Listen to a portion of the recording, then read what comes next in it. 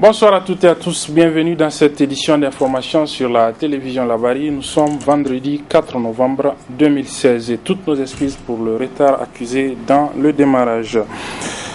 Mésentente entre la section lycéenne et collégienne de la région de Niamey de l'Union des scolaires nigériens USN et le proviseur et même les élèves du lycée Issa Korombe de Niamey. Ce matin, en effet, des éléments de la CASO, de la dite section, la section lycéenne et collégienne donc de Niamey, étaient au niveau de cet établissement à la recherche, disait-il, de certains de leurs camarades qui seraient destitués. Mais selon le proviseur du lycée, c'est un problème de faux transport qui est à la base de ce problème. Je vous propose de suivre le résumé de cet événement avec nos reporters Ibrahim Abdou et Michel Deji. Ce sont des perturbations qui ont été à la base d'un conseil extraordinaire des professeurs de cette école qui ne comprennent pas la réaction du bureau de la section lycée et collège de Niamey. Le problème a commencé il y a de cela 2 semaines, lorsque la section lycéenne et collégienne de Niamey est venue me trouver dans mon bureau. Et par rapport à un transfert d'un élève qui a été exclu du Korombe il y a cela 2 ans. Cet enfant a eu un transfert pour revenir au Korombe. Je leur ai dit que ce n'est pas bon, un élève qui est exclu du Korombe, qu'on nous le ramène même s'il est transféré. Et ils m'ont menacé, personnellement moi en tant que proviseur, ils m'ont menacé à 2 reprises. Ils sont venus dans mon bureau et je ne sais pas où est-ce qu'ils ont mis mon numéro de téléphone. Ils m'ont appelé pour me menacer. Et ils m'ont dit que la guerre ne fait que commencer. Ce matin, vers 9h, nous étions, les professeurs sont rentrés en classe. Lorsque une vingtaine d'éléments de la CASO de la section lycéenne et collégienne qui ressemblent à des loupards en rouge, ils ont envahi le lycée Issa Korombe. Et le professeur faisait cours lorsqu'ils ont attrapé un de nos élèves. Ils ont pu en classe. Lorsqu'ils ont pu attraper un de nos élèves et ils sont sortis avec. Le temps que ses camarades réagissent, ils l'ont mis dans un 19 places et ils ont quitté avec lui. Entre-temps, nos élèves ont pu attraper un des éléments de la CASO de la section lycéenne et collégienne. Cet élément est avec la garde républicaine. Ils sont en train de chercher notre élève qui a été enlevé. Et ce n'est pas la première fois qu'ils posent des actes comme ça et l'État les regarde. C'est des Nigériens comme tout un chacun. Et c'est nos enfants, c'est nous qui devrons les éduquer. Ce n'est pas à eux de nous menacer. Si l'État ne prend garde, si l'État ne fouille pas dans les transferts, l'école nigérienne, il sera difficile de gérer l'école nigérienne. Il faut que les inspecteurs passent dans les écoles, faire le travail qu'ils ont eu en 2014 et qu'ils aient le courage de nous demander de chasser ces enfants-là qui sont venus massivement dans nos établissements avec des faux transferts. Une position intègre aux yeux du corps professoral de cette école qui a applaudi l'acte du proviseur. On peut ne pas que soutenir notre proviseur. Il y a des gens qui ont les mêmes barbes que moi et des élèves de terminale. Imaginez, moi j'ai rencontré dans un établissement un élève que j'ai enseigné en classe de terminale en 2009. Regardez la différence. Je l'ai enseigné en 2009 au Combé en classe de terminale. C'est l'année passée que je l'ai vu dans un établissement. Déception également visible du côté des élèves du lycée Issa Korombe qui ne comprennent pas le sens de l'acte de leurs camarades de la section lycée et collège. Ils nous parlent de, je ne sais pas, le non-respect de l'hierarchie. Bon, les motifs qu'ils ont eu à avancer, ce sont des motifs sans preuve. Sans preuve, ils n'ont pas de preuves concrètes. Et même si ils pensent nous destituer, ici c'est une sous-section, on a notre propre autonomie de gestion, donc la section n'a pas à s'ingérer dans notre gestion. Et à notre grande surprise, aujourd'hui, ils se sont hasardés de venir de l'établissement, prendre un membre du comité exécutif. Et ce qui me fait mal aujourd'hui, on n'a qu'à aller vérifier. Certes, ils font partie de la CASO de la section, mais bon nombre d'entre eux n'ont pas de scolarité ici dans la région de Niamey. Une situation face à laquelle nous avons tenté en vain d'avoir la réaction de la section de l'USN en question. Probablement qu'elle réagira à travers ses prochaines sorties médiatiques. Dans le domaine scolaire toujours, retard dans le paiement des bourses et des frais de scolarité sont entre autres raisons pour lesquelles les étudiants et stagiaires nigériens au Burkina Faso ont manifesté dans une déclaration leur mécontentement. Je vous propose de suivre le résumé de celle-ci avec Ousmane Sédiko. C'est un cri non seulement de désespoir mais aussi de rage, celui de l'Union des étudiants et stagiaires nigériens au Burkina Faso, qui n'en peuvent plus de continuer à tirer le diable par la queue. Mais qu'à cela ne tienne, il témoigne cette compassion aux étudiants de Zender après les échauffourées les ayant opposés aux forces de l'ordre. Le bureau exécutif déplore la suite donnée à ces différentes requêtes adressées aux responsables en charge de la bourse par le biais des autorités consulaires. En atteste la lettre numéro 004 du 23 octobre 2016 adressée au consul général du Niger au Burkina Faso. Condamne en concertation avec les secrétaires généraux de ces sous-sections le retard intolérable qu'accuse le paiement de la 3e bourse et de la bourse des vacances, ainsi que le paiement des frais de scolarité des camarades. Déplore la barbarie avec laquelle nos camarades de l'université de Zender ont été violemment reprimés juste pour avoir revendiqué leurs droits. Qu'ils retrouvent par la présente déclaration notre soutien sans faille dans leur noble combat et souhaitons prompt rétablissement aux blessés. Aux autorités en charge de gestion de la bourse, qu'ils seront seuls responsables des conséquences qui adviendraient si la bourse du 3e trimestre, celle des vacances et les frais de scolarité des camarades ne sont pas payés dans les plus brefs délais. Aussi, loin des yeux mais près du cœur, cette autre marque de soutien et réconfort moral suite au conflit entre agriculteurs et éleveurs intervenus à Bangui dans le département de Madawa. Le bureau exécutif a appris avec regret l'affrontement entre agriculteurs et éleveurs dans la commune rurale de Bangui, faisant état de 18 morts et 43 blessés. Présente par la présente déclaration, ses condoléances les plus émues et souhaite prompt rétablissement aux blessés. Sans ressources aucune pour la présente rentrée, c'est la toute première sortie de cette union qui n'entend pas lésiner sous les moyens pour la défense légitime de leurs revendications. Le premier secrétaire de l'ambassade des États-Unis d'Amérique au Niger était ce matin au niveau du lycée d'excellence de Niamey avec 2 objectifs. Le premier donc, faire un don de fournitures et de matériel à cette école. Le deuxième objectif était donc de présenter aux élèves de cet établissement le processus électoral aux États-Unis d'Amérique avec, comme vous le savez, la présidentielle du 8 novembre prochain qui oppose le candidat républicain Donald Trump à la démocrate Hillary Clinton. Pour le résumé de cette activité, suivons Halidou Bourema et Harrieta Salah. Par cette rencontre, l'ambassade des États-Unis d'Amérique entend partager avec les élèves du lycée d'excellence les moments forts de la campagne électorale pour les élections présidentielles du 8 novembre prochain. De prime abord, c'est le proviseur de l'établissement qui a pris la parole pour rappeler les motivations de la création du lycée d'excellence. Il s'agissait pour les autorités, dans le cadre de la politique éducative de notre pays, de valoriser les ressources humaines de ce pays. C'est la principale motivation qui a guidé ce choix de la création de cet établissement qui, à l'heure où je vous parle, célèbre ses 20 ans. Eh bien, la politique éducative nigérienne a bien voulu faire de cet établissement un vivier où le Niger va puiser ses ressources de valeur. C'est pour cet effet qu'une des principales missions qui est assignée à cet établissement, c'est bien entendu de doter le Niger d'élèves dans le domaine scientifique. Le premier conseiller de l'ambassade des États-Unis a dans son discours décliné l'objet de la présente rencontre. Ma visite au sein de votre établissement revêt de 2 aspects essentiels.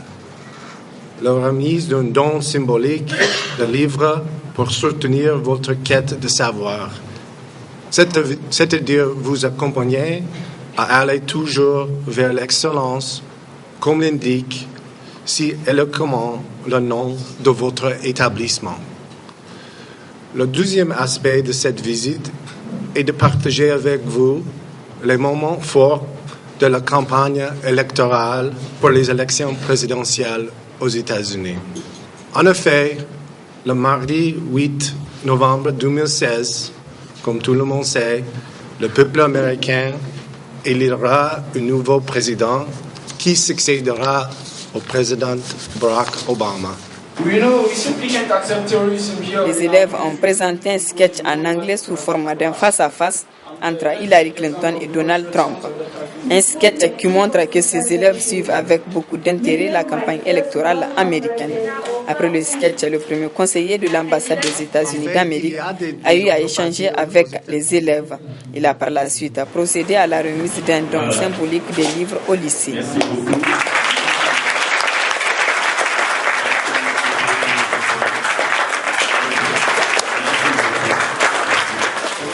Cette rencontre a pris fin par la visite des salles de cours de ce lycée qui regroupe les meilleurs élèves issus des différents établissements du Niger. Dans le cadre du programme de coopération entre notre pays et le Fonds des Nations Unies pour l'enfance, l'UNICEF, 8 véhicules Toyota 4x4 ont été offerts aux autorités sanitaires de notre pays. Les clés de ces véhicules ont été réceptionnées par le ministre de la Santé publique, Dr Idilia Soumenassara, des mains de la représentante résidente de l'UNICEF au Niger. C'était en présence de nos reporters Sadou Doumi et Nafissa Zakou. 140 millions de francs CFA, c'est la valeur de ces 8 véhicules Toyota 4x4 offerts par l'UNICEF au ministère de la Santé publique. Ce don vise à améliorer la santé de la mère et de l'enfant. Cette donation de 8 véhicules, dont 2 ambulances, est organisée dans le cadre du programme de coopération gouvernement du Niger, UNICEF. Ce don a pour objectif de contribuer à la santé du couple mère et enfant par l'amélioration des services des districts sanitaires d'Agadez, de Ngigmi, de Méné-Soroa, du centre de santé intégré de Toumour, des directions régionales de la santé de Difa, de Tawa et de Tilaberi, et enfin au niveau national de la direction de la nutrition. En effet, ces véhicules serviront à la fois à la prise en charge des cas d'urgence nécessitant un transfert. Ils serviront également à la supervision. Ils serviront au suivi et évaluation des activités mises en œuvre par le ministère de la Santé, ainsi qu'à l'appui aux approvisionnements en médicaments, vaccins, équipements et consommables. Et en ce qui concerne les véhicules qui sont donnés dans le cadre du programme de nutrition, ils serviront également à la surveillance nutritionnelle. En réceptionnant ces véhicules, le ministre de la Santé publique a indiqué que c'est un geste qui vient à point nommé. Les véhicules ambulances destinés au district sanitaire d'Agadez et au CSI de Toumour seront utilisés pour les références et contre-références, notamment en ce qui concerne la santé de la mère et de l'enfant. Ces ambulances serviront également à la prise en charge des cas d'urgence nécessitant un transfert. Les véhicules pick-up destinés au district sanitaire de Ngimi et Méné-Soroa viendront renforcer le dispositif déjà mis en place par l'État. Ainsi, ils serviront à l'appui pour l'approvisionnement en médicaments, vaccins, équipements et consommables. Dans le souci de l'optimisation des ressources, ces véhicules seront également utilisés pour les activités de supervision ainsi que le suivi et l'évaluation des activités de terrain. Quant aux 4 véhicules destinés à la direction de la nutrition, aux 2 respects de Tawa, Tilaberi et Difa, ils seront utilisés pour la surveillance nutritionnelle. Comme vous le remarquez, ce don contribuera au renforcement de la qualité des activités de surveillance nutritionnelle, de la vaccination, de prise en charge des patients, de supervision et de la gouvernance. Une cérémonie qui a pris fin par la remise au ministre de la Santé publique des clés des véhicules offerts. La coalition nigérienne contre la peine de mort poursuit ses actions de plaidoyer pour l'abolition de ce type de peine au Niger. C'est ainsi que ce matin, elle a réuni au niveau de la maison de la presse de Niamey quelques acteurs pour les sensibiliser sur la question. Il y avait pour la télévision Labari, Nasser Seydou et Nafissa Hassan. C'est une rencontre qui vise à renforcer le plaidoyer auprès des pouvoirs publics en faveur d'une abolition universelle de la peine de mort. Depuis 2001, le dit mouvement organise chaque 3 ans le congrès mondial contre la peine de mort dans différentes capitales mondiales. Le premier tenu à Strasbourg a été le déclencheur d'un mouvement international en faveur de l'abolition regroupant aussi bien la société civile que les politiques et les organisations internationales. Dans cette lignée, 4 éditions ont suivi Montréal, 2004 à Paris, 2007 à Genève, 2013 à Madrid et 2016 à Oslo. Ces rencontres mondiales contre la peine de mort visent à renforcer le travail des acteurs locaux, initier et développer des stratégies communes en faveur de l'abolition, inciter les États à prendre des engagements concrets, sensibiliser et mobiliser les citoyens. Elle regroupe en moyenne 1500 personnes en provenance d'une centaine de pays, une centaine de délégations politiques et est relayée par la presse internationale. Cet événement international rassemble aussi des membres de la société civile, des représentants politiques, des avocats, des experts du monde entier dans le but de développer de nouvelles stratégies pour l'abolition universelle. Vu l'importance et la portée de l'initiative, les abolitionnistes nigériennes s'engagent à s'impliquer davantage dans le but d'atteindre les objectifs que vise la coalition mondiale. Son objectif final est d'obtenir la suppression définitive des condamnations à mort et des exécutions partout où la peine de mort est en vigueur. Dans certains pays, elle cherche à obtenir une réduction de l'usage de la peine capitale comme première étape vers l'abolition. La coalition mondiale s'attache à atteindre ces buts par les moyens suivants, en menant des actions de lobbying auprès des organisations internationales, des États et des institutions, en organisant des événements de portée internationale, en facilitant la constitution ou le développement des coalitions nationales et régionales contre la peine de mort. Ainsi, cette rencontre permettra de contribuer à promouvoir l'abolition de la peine de mort au Niger à travers une modification de la législation nationale en vigueur. Fin il y a quelques instants du colloque organisé par le Conseil supérieur de la communication à l'occasion de ses 25 années d'existence. Le colloque a permis aux participants de dresser le bilan d'un quart de siècle de régulation au Niger, mais également de définir les défis et les perspectives de la régulation des médias dans notre pays. À l'issue de ce colloque, les participants ont formulé des recommandations. Je propose ici quelques-unes avec une participante. De combler le vide juridique dans le domaine de la communication et de la régulation, notamment par l'adoption de la réglementation de la publicité par voie de presse, de la loi sur les statuts des médias d'État, de la loi sur la presse électronique et de l'arrêté conjoint ministère des Finances, ministère de la Communication, relatif aux modalités de recouvrement des redevances d'exploitation des fréquences. De poursuivre les réflexions en vue d'assurer et de pérenniser l'indépendance de l'autorité de régulation en la dotant de plus de moyens humains, financiers et techniques en vue d'assurer les missions qui lui sont assignées. Une révision de la loi sur le CSC afin de rendre plus efficace la régulation des médias. Poursuivre les réflexions pour une meilleure compréhension de l'esprit et de la lettre de l'ordonnance 2010-35 du 4 juin 2010 portant régime de la liberté de presse et sa vulgarisation. Fait à Niamey le 4 novembre 2016, les participants. Voici à présent un extrait, quelques mots du discours de clôture prononcé par le président du CSC, M. Abdraman Ousmane. Au cours des 3 jours des travaux de notre colloque, nous avons exploré ensemble le passé, le présent et l'avenir de la régulation des médias au Niger, à travers un témoignage et 7 communications d'une densité et d'une profondeur remarquables. Nous avons aussi échangé les expériences enrichissantes de plusieurs pays qui sont venus nous témoigner leur amitié et leur solidarité. Nous avons profité de l'expertise de 2 professeurs d'université de renom, dont les réflexions et les publications dans le domaine de la communication et de la régulation ont une valeur indéniable de référence, aussi bien en Afrique que dans le reste du monde.